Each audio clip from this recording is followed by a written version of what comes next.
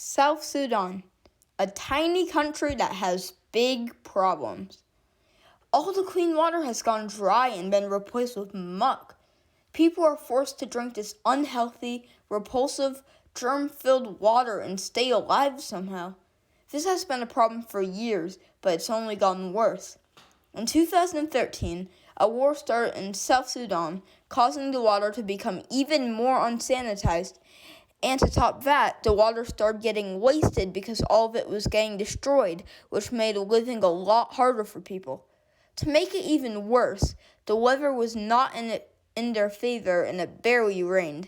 And even when it did, it was very little. The government and other companies aren't making this any easier. Companies are charging at least twice as much as they normally would for water, and this has greatly affected the community. And a worse factor of this is that in the last year or two, the value of their currency has decreased by a third of what it was before. Don't believe me? Well, then you can just ask the other 600,000 people. They'll surely tell you the same thing.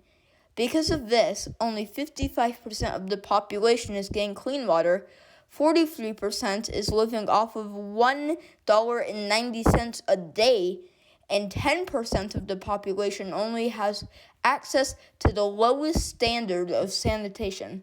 This is not right. Besides, the main source of their water comes from the Nile River, which is shared by 10 separate countries.